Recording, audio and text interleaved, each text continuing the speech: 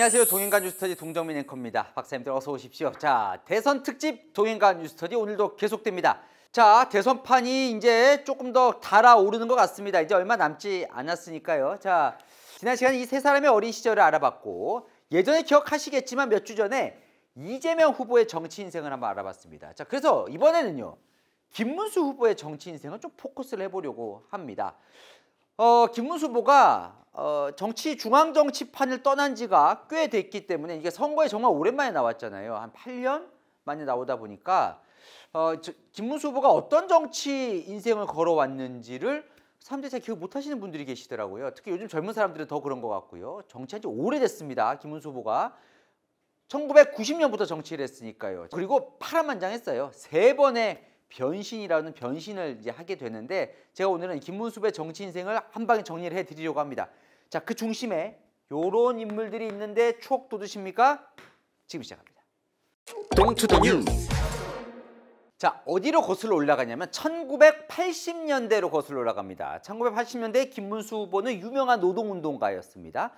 자, 그러다가 1987년에 흔히 말하는 민주화 세력이 밀었던 후보가 안 되지요.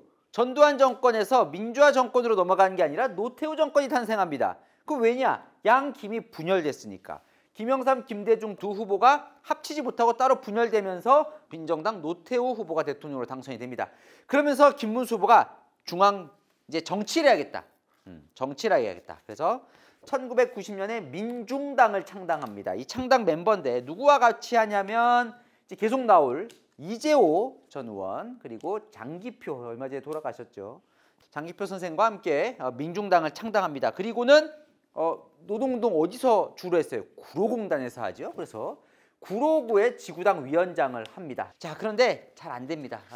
이상과 현실은 달랐던 거죠. 1992년 총선 때 전국구에 출마하지만 득표를 못해서 당 전체가 득표를 못해서 떨어지고 대선에 여기 보면 이때가 1992년 대선인데 기호 8번 백기환 여기가 이제 민중 후보였어요. 그런데 1% 득표를 못하면서 이때가 어떤 대선이었냐면 이제 YS 됐던 YS DJ 정주영 정말 또 내로라하는 분도 많네요. 이종찬, 박찬종 이런 후보들이 나왔을 때 3당 합당으로 후보가 된 YS가 대통령이 되죠.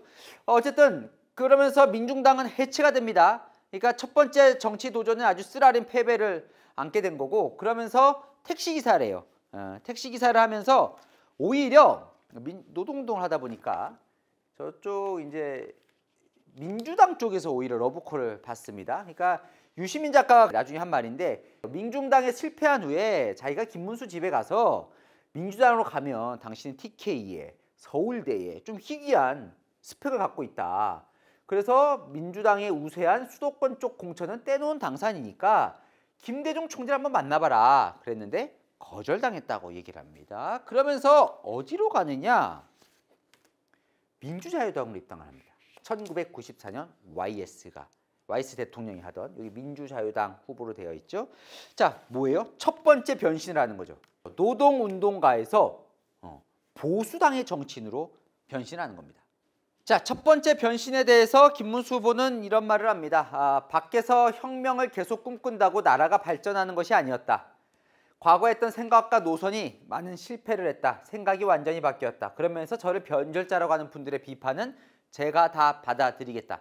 보수정당 정치인으로 전환한 다음에 1996년 총선에 출마를 합니다. 그러니까 1996년이 어떨 때냐면 사실은 이제 YS가 어려움에 처했다가 공천으로 총선에서 공천혁명으로 성공한 케이스인데 이때 오히려 반대 진영에 있는 김문수 후보를 비롯해서 이재호 그때 이제 96년 동기들이 홍준표 대구시장이 지금 하와이 가 있잖아요. 그래서 돕내 만회할 때 홍준표 전 시장이 계속 얘기를 하죠. 문수영과 나는 특별관계다. 35년 된 사이다. 예, 홍준표 그 다음에 김무성까지. 여기는 상도 동기였고 그다음 여기는 모래시계 검사 여기도 이제 DJ 쪽 오히려 민주당 쪽에서 많이 영입을 했던. 그래서 이번에 마음 많이 상했을 때 노무현 전 대통령하고 같이 할 걸 뭐 이런 얘기 비슷한 얘기도 했었잖아요, 그죠? 그다음에 또 민주화 운동의 또 대부라고 볼 수 있는 이재호 전 의원. 여기가 1996년에 다 민주자유당으로 출마합니다. 보수 정당이 출마해요. 그러면서 당시 96년 총선에서 승리를 이끌어내는 공천의 성공 사례, 통합과 새로운 변신으로 성공 사례로 꼽히는데 1996년에 그러면 김문수는 어디에 출마하느냐? 부천 소사구에 출마를 합니다.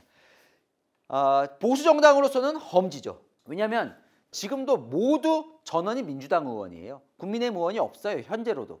예, 험지인 곳인데 붙었던 또 사람들이 만만치가 않습니다. 당시의 현역 의원은 누구였냐면 자민련 기억나십니까? 이제 JP가 하던 김종필. 자민련의 박규식 의원인데 2대째 여기서 의원을 하고 있었어요. 그 위에는 이제 숙부가 의원을 하다가 본인이 이제 이어서 하는 100억대 자산가, 돈도 많았던 지역 유지였던 거죠.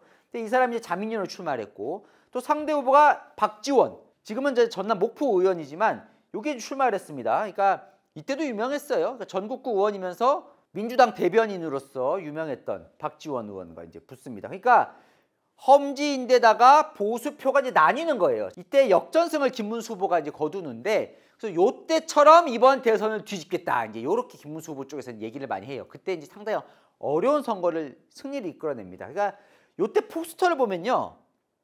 포스터 보면 아주 독특합니다. 김문수 후보의 약간 어떻게 보면 조금 촌스러운 것 같지만 진정성을 얘기하는 게 이제 김문수 후보의 장점이자 약점인데 여기 보면 포스터에 자신의 인생 스토리를 쫙 적어놨어요. 경북 영천에서 태어났다.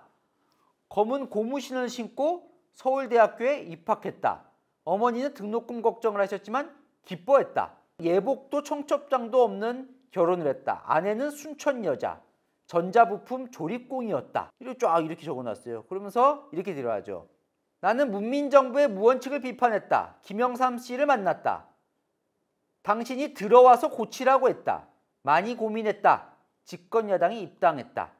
넥타이가 어색했다. 발로 뛰었다. 그리고 또 뛰었다. 독특하죠? 이게 포스트에 적어놓은 거예요. 떳떳하게 한 길을 가는 사람, 우리는 이 사람을 김문수라고 부릅니다. 신한국당 후보로 나온 거죠. 자, 이때요. 아까 넥타이가 어색했다라고 써 있었잖아요. 그래서 이런 책을 냅니다. 아직도 나는 넥타이가 어색하다. 그랬더니 박지원 후보가 이런 책으로 맞대응을 합니다. 넥타이를 잘 매는 남자. 아주 재밌는 선거였죠. 뭐 재밌잖아요. 박지원 의원 캐릭터도 재밌잖아요. 자, 그러면 어떻게 됐을까? 야, 이 박빙의 사이 39.19%. 37.25%, 16.68% 김문수 후보가 당선이 됩니다. 네, 그리고는 내리 3선을 합니다. 부천에서. 아직도요. 부천 사람들이 김문수 후보를 많이 기억을 한다고 하더라고요. 지금 부천에 있는 제가 지역구인 한 민주당 의원에게 직접 들은 얘기입니다. 아직도 지역구를 다니다 보면 정말 김문수 후보가 지역을 많이 누비고 다녔다라고 이제 칭찬을 한다고 해요. 그러면서 김문수 후보는요. 저격수 3인방으로 이름을 떨칩니다. 그 저격수 3인방이 누구냐면 이재호, 홍준표, 김문수. 똑같이 1996년 총선에서 초선으로 당선이 된 다음에 이 세 사람은 이때 당선되자마자 이제 YS에서 DJ로 바뀌고 DJ가 노무현 10년 동안 민주계열이 집권을 하잖아요. 그럼 야당이 된 거죠. 신한국당, 그다음에 한나라당 이쪽이니까 이 세 사람을 아주 날카롭게 정부를 비판합니다. 이재호 의원은 병풍 김대엽 의혹과 관련해서 민주당 비판하고 홍준표 의원은 김대중 전 대통령의 아들 김홍걸 씨 의혹하면서 최규선 게이트를 폭로를 하고 김문수 의원은 노무현 전 대통령의 형 노건평 씨의 부동산 투기 의혹을 끈질기게 문제를 삼지요. 이 세 사람이 그러니까 정부 입장에서는 엄청나게 이제 눈에 가신 거죠. DJ 노무현 입장에서는. 그럼 그렇다고 해서 야당이 주류였냐? 물론 이재호 의원이 원내 총무도 하고 뭐 나중에는 이제 친이명박계의 좌장도 하지만 이 세 사람은요. 흔히 말하는 비주류의 길을 걷습니다. 당내에서도. 홍준표 의원이 지금도 당이 섭섭해하잖아요. 자기는 약간 이방인이었던 것처럼. 물론 홍준표 의원이 나중에 당대표도 하고 원내대표도 하지만 전반적인 인생으로 보면 이 세 사람은 당에서도 비주류의 피가 좀 끓는 것 같아요. 그런데도 당에서 함부로 못하고 계속해서 중진 의원으로 공천을 받을 수 있는 이유가 뭔지 아십니까? 왜냐하면 경쟁력이 있기 때문이죠. 왜냐하면 이재호 의원의 지역구가 어디였냐면 은평이었어요. 은평 험지입니다. 국민의 입장에서는. 지금도 은평은 다 민주당이 당선돼 있죠. 홍준표 지역구가 어디였냐면 물론 송파도 했었지만 동대문이었어요. 동대문도 쉽지 않은 지역입니다. 서울에서. 김문수 의원은 부천이죠. 험진 지역구에서 본인의 경쟁력으로 계속해서 당선이 되는 거예요. 그러니까 함부로 공천을 자를 수도 없는 거죠. 예.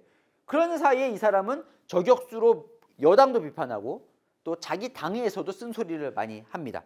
자, 김문수 후보가 당에서 이제 이름을 떨치게 된 것 중에 하나는 이제 대표적인 게 바로 이때인데 2004년 17대 총선이었어요. 그러니까 이때가 언제냐면 당시에 이제 이회창 후보의 차떼기 사건이 벌어지고 또 노무현 전 대통령을 탄핵하려다가 이제 역풍을 받으면서 완전히 괴멸 위기에 놓입니다. 한나라당이. 그래서 이때 이제 박근혜 전 대표가 나타나서 천막 당사로 이제 당을 구해내던 시절에 그때 17대 총선 공천을 누가 하냐면 김문수 후보가 한나라당 공천심사위원장을 맡아서 공천을 합니다.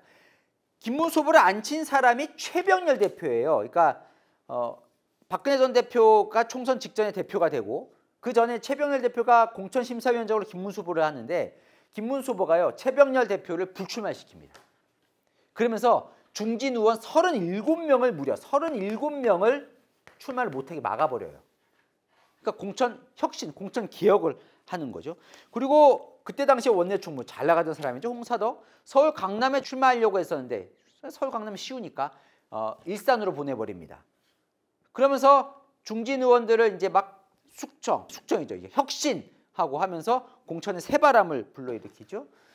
자, 김문수 후보는 지금도 이렇게 얘기하죠. 당신에는 이때만 해도 약간 이제 구태 정치가 남아 있어서 공천심사위원장에 이 돈봉투 싸들고 와서 공천 달라고 하는 거 있었어요, 실제로. 네. 돈 뭉치 가져온 사람은 자기가 다 탈락시켰다고 자신 있게 얘기를 하죠.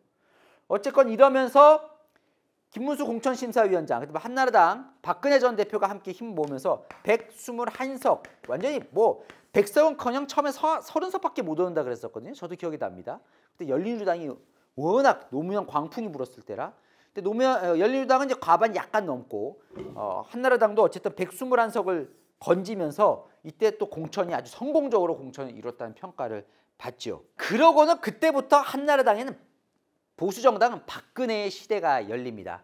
자, 박근혜 전 대통령이 물론 2007년 대선의 경선 때는 이명박 전 대통령에게 졌지만 그래도 당의 주류 역할을 놓은 적은 거의 없는 것 같아요. 그게 2004년부터 언제까지 이어집니까? 탄핵이 된 2017년까지 거의 13년 동안은 박근혜 전 대통령이 이 보수 정당의 사실상 주인 역할을 하게 되는데 요때 김문수 후보는요 계속해서 비주류의 길을 걷습니다. 자, 2004년 지금 이제 박근혜 전 대표가 됐던 그 전당대회에 김문수 후보도 출마를 해요. 근데 이제 떨어지죠. 자, 그리고 이제 박근혜 전 대표가 된 이후에 이제 총선 끝나고 나서 비주류 박근혜 전 대표와 충돌을 합니다. 그 대표적인 충돌했던 3인방이 바로 이재호, 김문수, 홍준표. 아까 그 저격수 3인방은 박근혜 전 대표가 각을 세워요.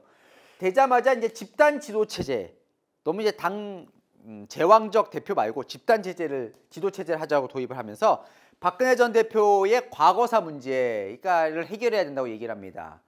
어떻게 보면 이재호, 김문수 이 두 사람은 박정희 정권 시절부터 민주화 운동을 했던 사람들이다 보니까 박정희 전 대통령에 대해서 마냥 좋은 감정이 있었던 건 아니었던 거예요. 그래서 박근혜 전 대표와 각을 세웁니다. 이 총선 끝나고 의원 연찬회에서 한판 붙습니다.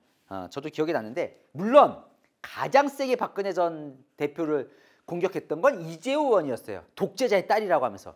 김문수 후보는 그 정도로 박근혜 전 대통령과 대표를 비판하진 않습니다. 하지만 기본적으로는 과거 문제를 비판하죠. 당내 유신 세력은 박 대표 이외에는 없다. 유신 독재에 대해서 사과하고 정수장학회 이사장직에서 사퇴해야 된다고 얘기를 합니다.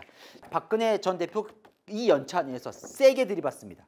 유신 때 피해본 분들에게 내가 진심으로 사과를 여러 번 했는데 또 사과를 하라는 건 대표 흔들기다. 그렇게 제가 망한 정당이라고 생각하면 다른 당을 택해야 하는 거 아니냐? 라고까지 얘기를 합니다.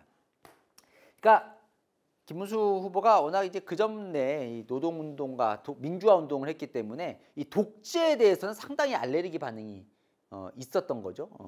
예. 그러다가 거기 또 하나 붙은 게 뭐냐면 다 이 저격수 3인방 모두가 서울과 경기 수도권에 이제 지역구를 갖고 있잖아요. 그래서 행정수도 이전에 반대를 합니다. 그러니까 행정수도 이전을 가장 세게 외쳤던 건 이제 노무현 전 대통령이 대선 때 그러면서 충청 표심 많이 가져갔잖아요. 박근혜 전 대표도 노무현 전 대통령처럼 막 대놓고 찬성은 안 했지만 상당히 행정수도 이전에 공감을 하는 쪽이었어요.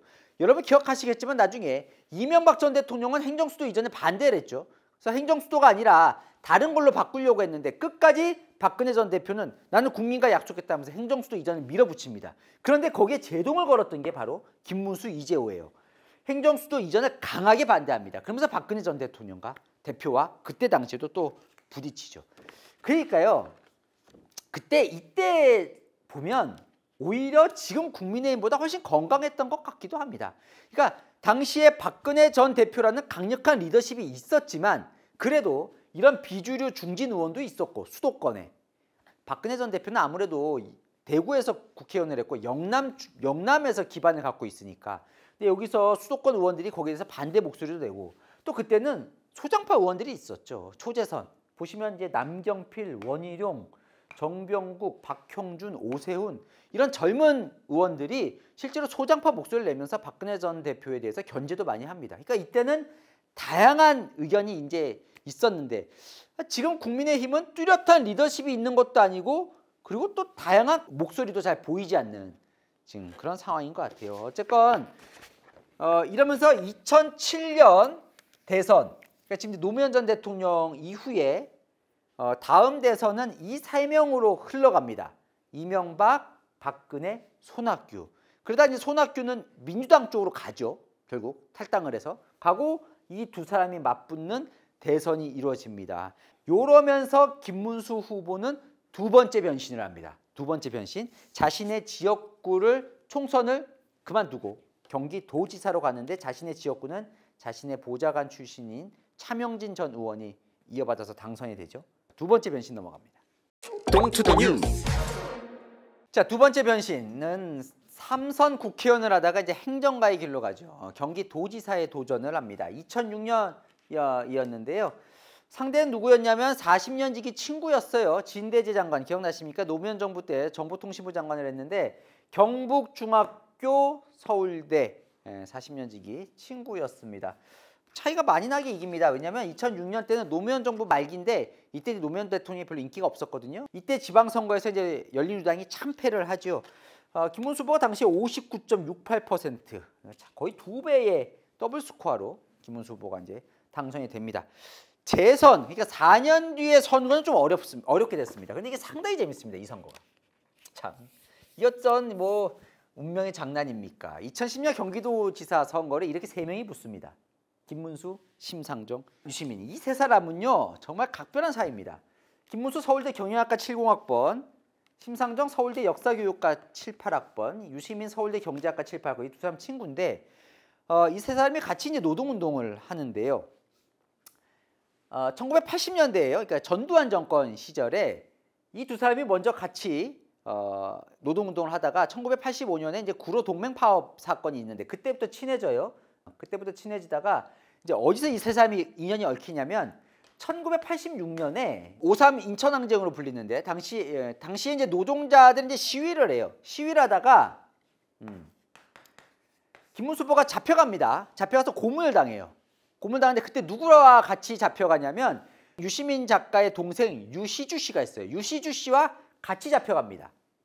잡혀가서 당시에 김문수 후보의 부인인 설란영 씨와 유시민 작가가 함께 보안사 앞에 가서 항의도 하고 막 석방 운동을 벌여요. 그래서 훗날 김문수 후보가 공개적으로 그 영상도 아직 남아 있습니다. 좀 돌더라고요, 요즘 짤이. 공개적으로 유시민 작가에게 고마움을 표합니다. 제가 가장 어려웠을 때 유시민과 두 누이, 아까 이제 동생 유시주 씨와 누나가 있어요. 유시민 작가 유시춘 씨. 그 두 사람이 김문수 후보를 많이 도와줬대요. 적극 나서서 도와준 것에 대해서 제가 거듭 감사를 한다. 이때 잡혀갔을 때 고문을 당하면서도 끝까지 행방을 불지 않았던 게 바로 심상정. 심상정 후보가 어디 있는지를 끝까지 불지 않았다고 하죠. 이 세 사람이 그렇게 얽혀 있어요. 이 세 사람이 서노련이라고 해서 서울 노동운동연합을 함께 했었거든요. 그런데 이 세 사람이 이제 같이 출마하게 된 거예요. 이게 어떻게 된 거냐? 이것도 참 공교로운데 이게 이제 2010년 선거잖아요. 근데 2009년에 노무현 전 대통령이 극단적인 선택을 하죠. 하늘나라로 가면서 당시에 이제 노무현 전 대통령과 가장 이제 적통이라고 볼 수 있는 유시민 작가의 지지율이 올라갑니다. 차기 대선 주자에서 박근혜에 이어 박근혜 후보에 2위를 차지하기도 해요. 한때는. 자, 그러다가 처음에는 유시민 작가가 서울시장 후보로 거론이 되다가 서울시장 후보로 한명숙, 거기도 이제 노무현 전 대통령 때 총리를 했으니까 노무현 전 대통령께죠. 한명숙 총리가 서울시장으로 되면서 유시민 작가가 경기도로 옵니다. 여기 보면 노무현 정신을 계승하는 이라고 써 있어요. 그러니까 노무현 정신을 계승하는 국민참여당을 만들어서 그때 이제 민주당 후보와 단일합니다. 그때 민주당 후보가 누구였냐면 김진표 경제부총리하고 국회의장까지 한 김진표 후보와 싸웠는데 제 기억으로는 1%포인트 안팎 정말 박빙으로 유시민 작가가 이깁니다.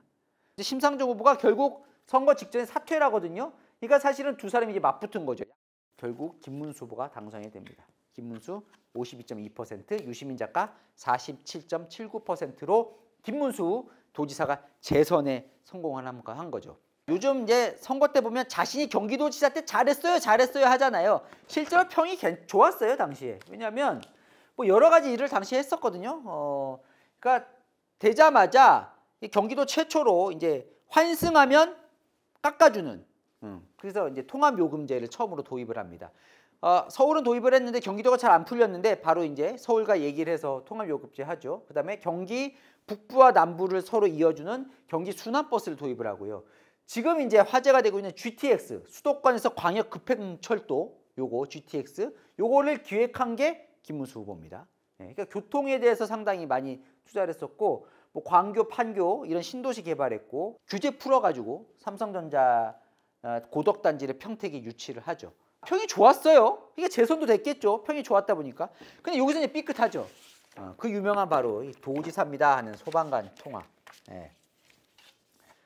김문수 지사가 전화를 한 거예요. 119 소방관에게. 그래서 난 도지사 김문수입니다 라고 얘기를 했더니 119 소방관이 장난 전화인 줄 알았던 거죠. 그래서 말씀하십시오. 그랬더니 저 도지사 김문수입니다. 그러니까 무슨 일 때문에요? 이거 남양주 소방서 맞아요? 네 맞습니다. 이름 누구요? 무슨 일 때문에 전화하신 건데요? 도지사입니다. 알겠어요. 끊어요. 근데 이 녹취가 공개가 되는 거죠. 도지사 갑질로 당시에 문제가 됩니다. 이게 워낙 당시에 좀 김문수 후보에게는 치명타적인 사건이었거든요. 그래서 이번에 대선 출마했을 때 제가 이제 뉴스에 진행하다가 물어본 적이 있어요. 어떻게 되셨던 거예요? 그랬더니 길을 잃고 헤매던 어르신이 있었는데 그때 당시에 남양주 소방서 119 대원이 제대로 대응을 못해서 논란이 됐었나 봐요. 그래서 119 소방서가 더 잘 서비스를 해야 된다라고 해서 교육을 했고 그걸 확인하기 위해서 전화를 했다 이렇게 해명을 했었는데 자기는 제대로 됐는지 확인을 하려고 전화를 해서 도지사 김문수입니다 했는데 이 소방관이 장난 전화로 취급했다. 어쨌건 소방관들이 고생하는데 불편 끼친 거에 대해서는 송구하다고 저랑 인터뷰에서 사과를 하더라고요. 이런 일이 이제 벌어지기도 했죠. 도지사 때. 자, 그런데 대통령 꿈은 계속 있었던 것 같아요. 김문수 후보가. 왜냐하면 2012년 박근혜 대통령 탄생하던 그 대선 경선에 김문수 후보가 실제로 출마를 합니다. 경기도지사 타이틀 달고. 그러니까 지금 민주당의 김동연 경기도지사가 도지사 타이틀 달고 이번에 경선 도전했었잖아요. 그때랑 똑같은 거예요. 그때도 보면 사실은 박근혜 전 대표를 비판합니다. 이 시대가 원하는 리더십은 통합의 리더십인데 세습 리더십, 그러니까 박정희 전 대통령의 딸이라는 거죠. 리더십으로는 통합이 약하지 않겠냐. 5.16이 불가피하다고 하는 말은 헌법에 안 맞는 말씀이다 라고 과거사에 대해서도 문제를 합니다. 그런데 워낙 그때는 적수가 없었어요. 박근혜 전 대통령이 당시에 경선을 84%로 압도적인 격차로 되거든요. 근데 2등을 김문수 후보가 했었더라고요. 저도 제가 이때 새누리당 출입이었거든요. 정치부 출입이었는데 저도 기억이 저도 이거 이번에 조사하면서 알았어요. 그때 이제 김문수 후보가 8.7%를 얻었더라고요. 어쨌건 대통령의 꿈은 계속 있었던 거죠. 자, 그렇게 하다가 도지사를 3선까지 할 수 있잖아요. 3선에 도전하지 않습니다. 불출마를 선언해요.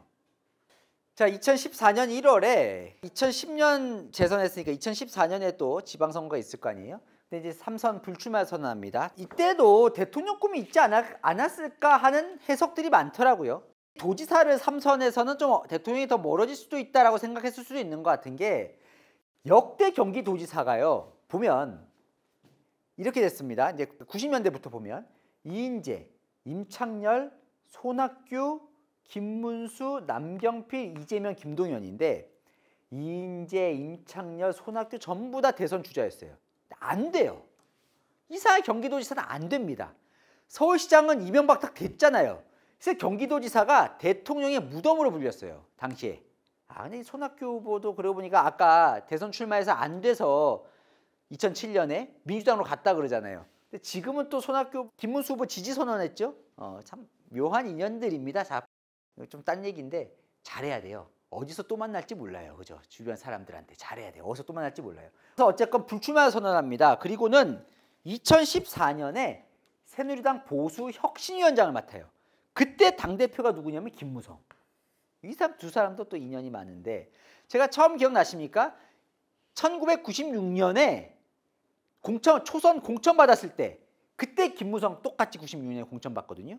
네. 그러니까 같이 정치를 시작한 사람들이에요. 박근혜 정권이었는데 김무성 당시 대표가 당시 안대희 총리 낙마했던 거 기억나십니까? 그리고 나서는 후임 총리로 김문수 후보를 추천합니다. 그때까지는 사이가 별로 안 좋았죠. 비박으로 불립니다. 김문수 후보는 오히려 이명박 대통령하고 조금 더 친했죠.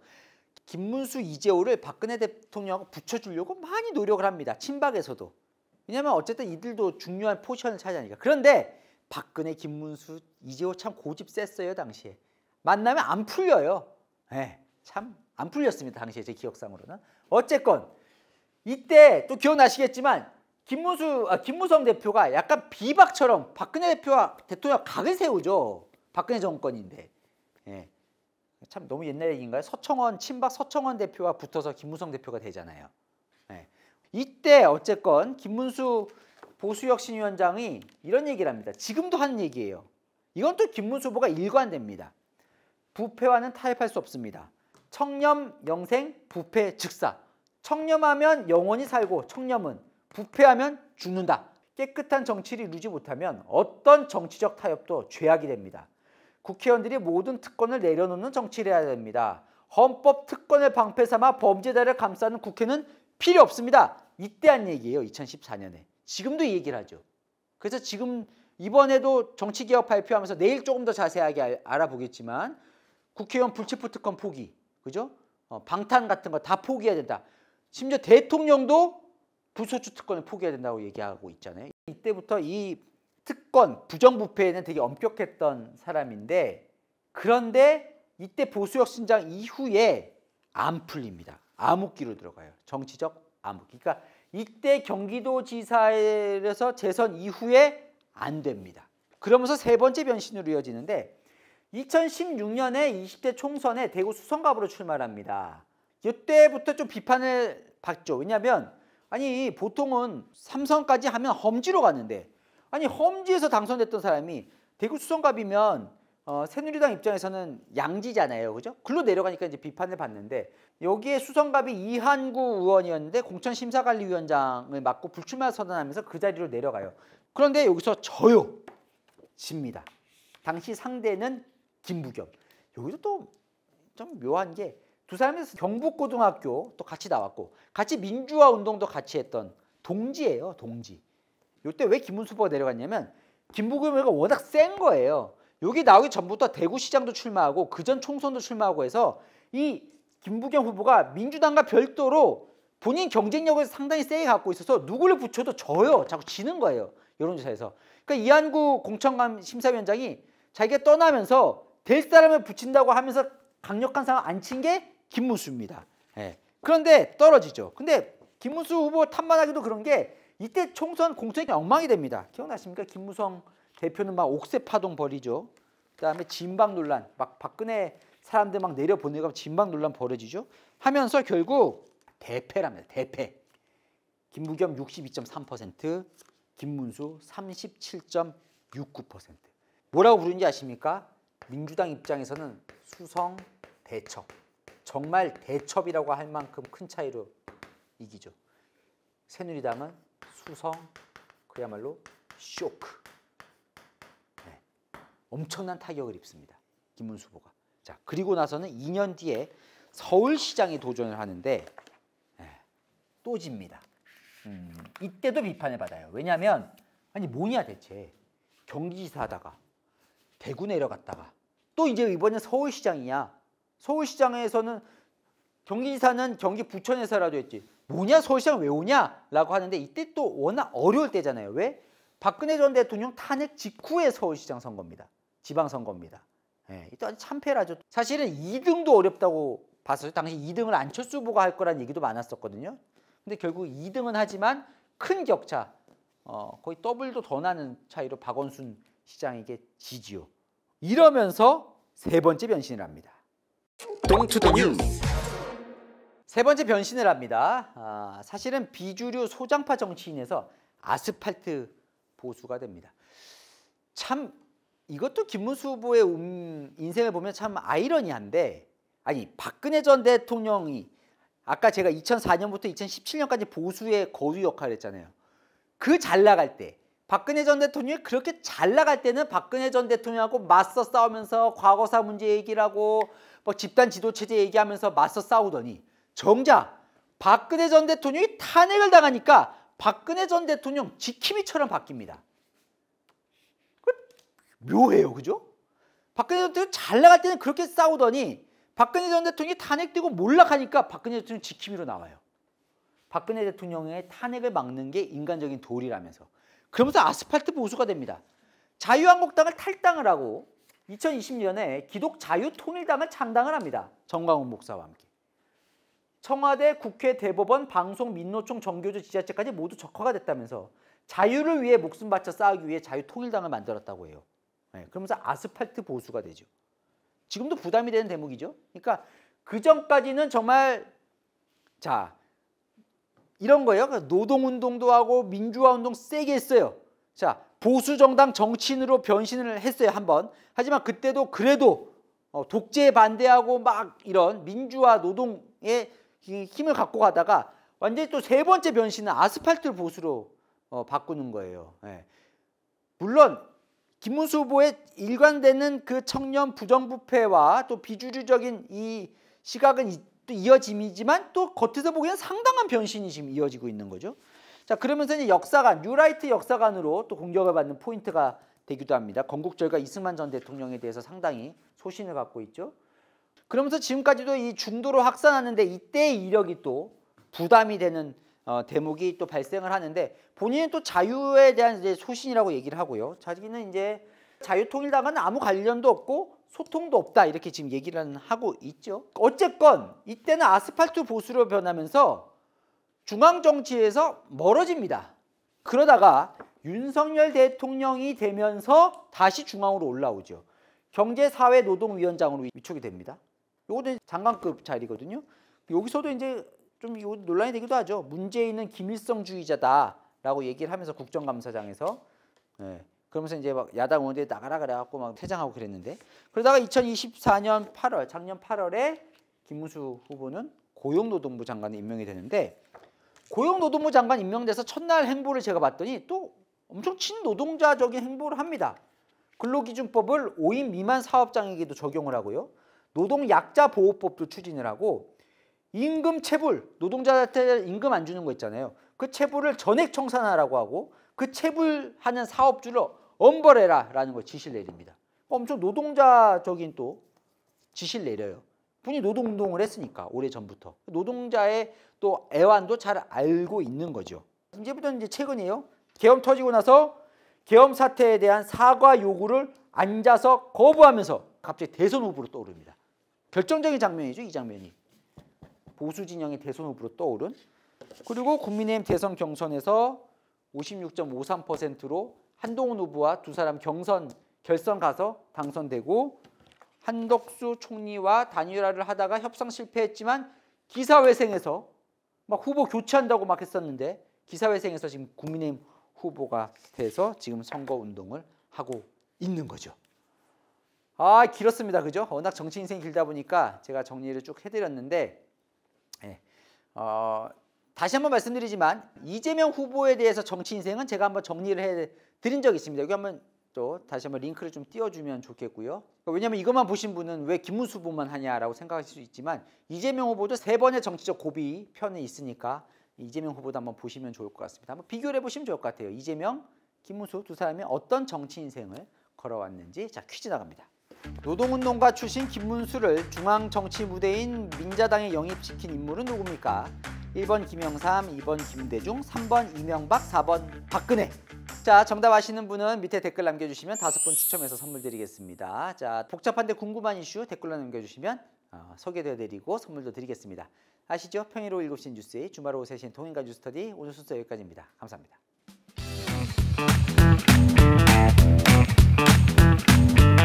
박사님들 어서 오십시오. 272회 퀴즈 정답 나갑니다. 자, 보고 가십시오. 6월 3일 대통령 선거에 출마한 후보가 아닌 사람은, 자, 다른 3명의 이름 말고 한 분은 이제 거의 이름이 안 나오죠. 그죠? 한덕수.